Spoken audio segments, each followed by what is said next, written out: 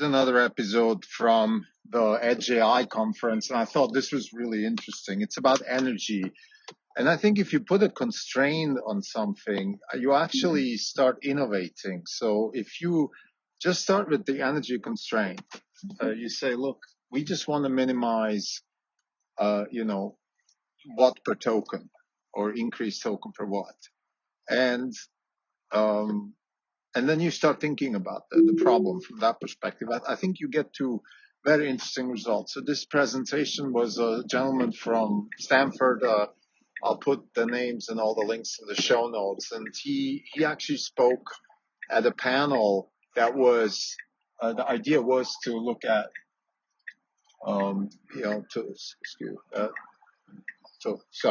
the idea was to look at how this whole scaling of AI is going to impact the energy consumption. And there's really three ways we can attack this problem. One is we can just continue scaling our data center and training clusters and then try to use renewable energies or generally energies that are at least less intensive in terms of environment and resource utilization. So two things come in mind here, of course.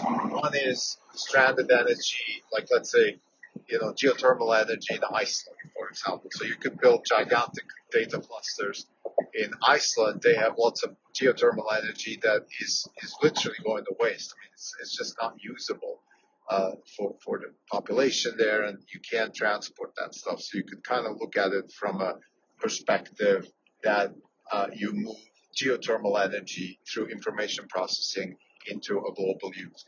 I think Bitcoin is one example of these things.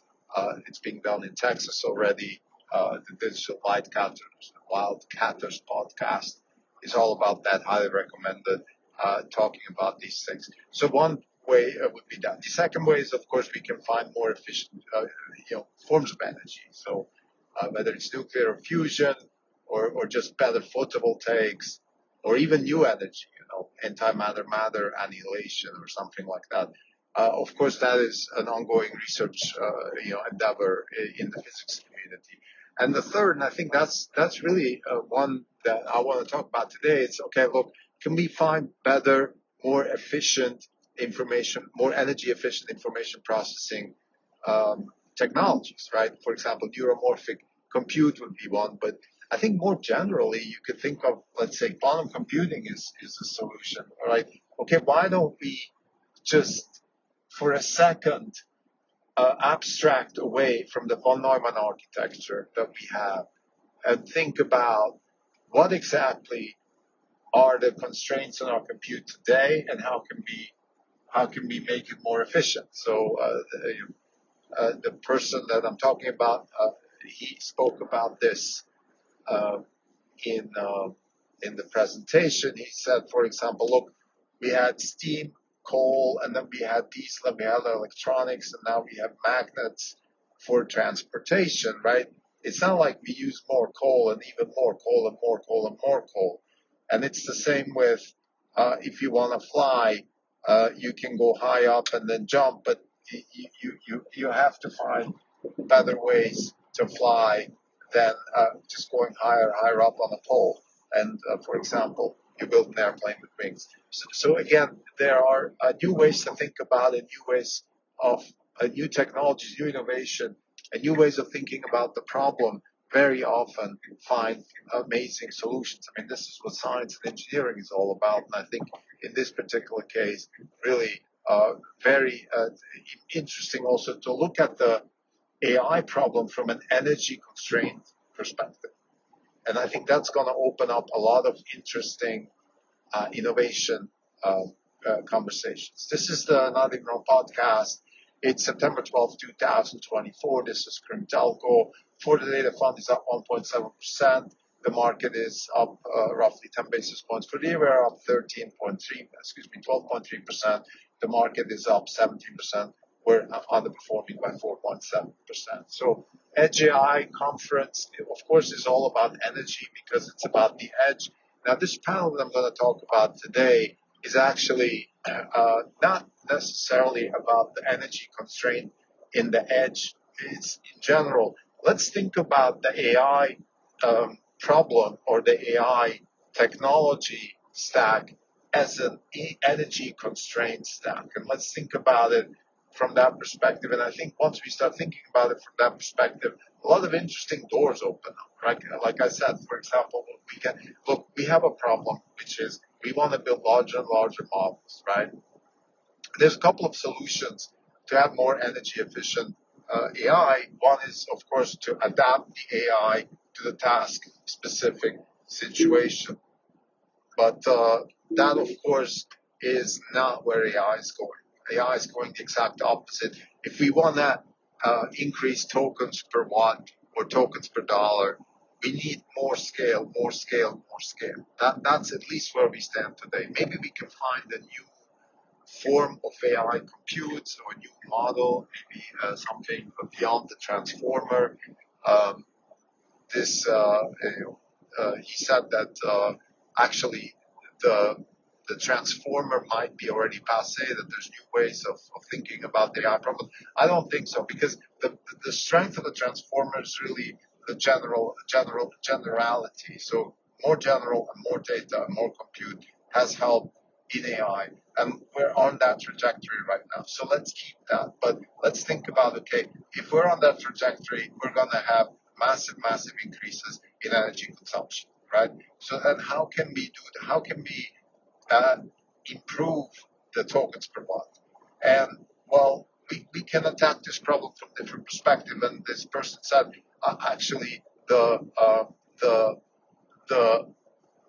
this is the golden age for physics, because we're going into an age where energy is going to be massively constrained by intelligence.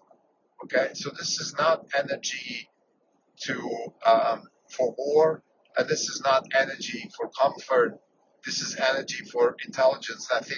I think nobody's going to say one iota of anything when it comes to intelligence, because intelligence is power. So people, countries, companies, or whatever will invest any possible dime they have for intelligence. So that's number one. So then the question is, of course, where are we going to get all this energy from that is going to be necessary in this arms race? This is an arms race, no questions asked. Well, we can make more efficient energy, right? That's one thing that's not the topic of this episode, but of course it's an opportunity, right? We can look for better ways to make energy, and just as a side note here, think about right now AI training clusters are adjacent to energy being used in a city, let's say. I think in the future it's going to be the other way around. Like cities will be attached to AI training clusters, because the AI training clusters will use a lot more energy than even people, particularly when we get to agentic systems and when we get to cryptocurrency and DAOs, decentralized autonomous organizations. So all of these things will require massive amounts of compute. So we're just at the beginning here of what's possible in terms of AI and compute. And let's put in there DAOs and cryptocurrency, because they're all intertwined, right? You need cryptocurrency to make decisions and allocate resources, and you need DAOs to innovate in organizational forms, and you're going to need AI to actually do the reasoning, the processing of whatever decisions you need to be making. So we're going to need a lot more energy, and we're going to have to find that energy somewhere. So that's one area of research, arguably an area which has always been around. I think we've always been looking for energy, but we need new forms of energy also, in terms of we can't just drill for more oil to satisfy this demand. This is not going to work. It's not sustainable. We need more sustainable energy. So the other solution that is renewable, right? That's, in my opinion, that's an okay approach. So we can certainly have the low-hanging fruits, which is the stranded energy, things like geothermal in Iceland, solar in the Atacama Desert. That can be exploited. There's probably a lot of low-hanging fruit here, a lot of gigawatts that we're just leaving stranded.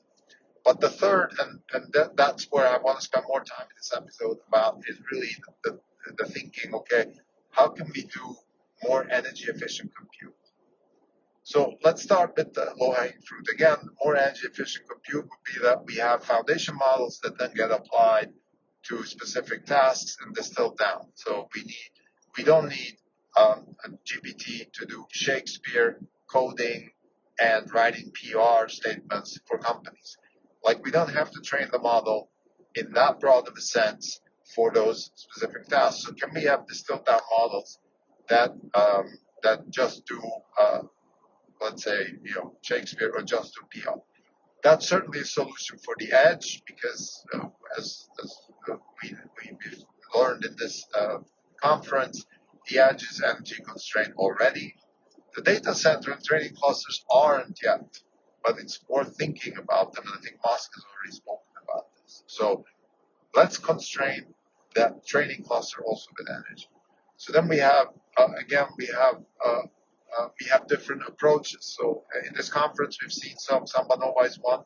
So I think where this boils down to, in my opinion, is we have to get away from the von Neumann architecture, because the problem with the von Neumann architecture is that we're transactional, we have I/O, we have memory, and we have the compute part of the system, and that back and forth is very energy intensive. On top of that, the switching is very energy intensive. So can we have a data flow model like Sambanova, or we can have neuromorphic computing, which is kind of, think about neuromorphic computing, it's kind of a continuous update on weights, and then when there's a certain threshold, the weight spikes, but not all the time. It only spikes when there's a certain threshold. So that's kind of the idea of neuromorphic computing, because that's the way humans do compute. That's the way actually a lot of biology does compute. I think the last thing that I want to mention here is also quantum computing. And I think this is a nice bridge because quantum computing actually is exactly what this person is talking about, which is like, how about instead of doing the same thing and scaling and scaling and scaling, why don't we rethink the compute itself? So neuromorphic would be one, but I think quantum is a much, much deeper, a much more fruitful pathway. This is what Richard Feynman meant when he said, if we want to simulate nature, we better use quantum computing. Actually, he didn't talk about it from the perspective of energy constraint, but of course, if we want to simulate how multi-atoms interact with each other, the amount of compute we would need for that is like exponential. So why don't we use quantum computing? And the two fantastic things in quantum computing that lend themselves to solving really, really complex problems. One is entanglement, which is inherent in the physics, inherent parallelism, and the other is interference, where you can, like famously, instead of looking for the needle in the haystack, you just eliminate the haystack. So to summarize, I think this was an inspirational conference. Also met Andrew Ng, actually, who spoke about similar aspects like this particular episode. So energy constraint and more efficient use of AI, more efficient use of compute. I think in this particular episode we spoke about the three attack vectors, in general we said that innovation starts when we constrain something. So how about we energy constrain the whole AI stack, whether it's in the data cluster or in the edge, doesn't matter. How about we energy constrain? And now let's go from here. There's three ways we can solve an energy constrained compute stack problem. One is we can find more energy, fusion energy, things like that. That's certainly one way. The other is we do let's say stranded assets like Iceland and things like that. And then the third is we find more energy efficient compute, like neuromorphic compute, for example, computing where there's a lot of computation done in the physics or in the neurons or in the units of compute. The units of compute, they do the storing and the compute at the same time.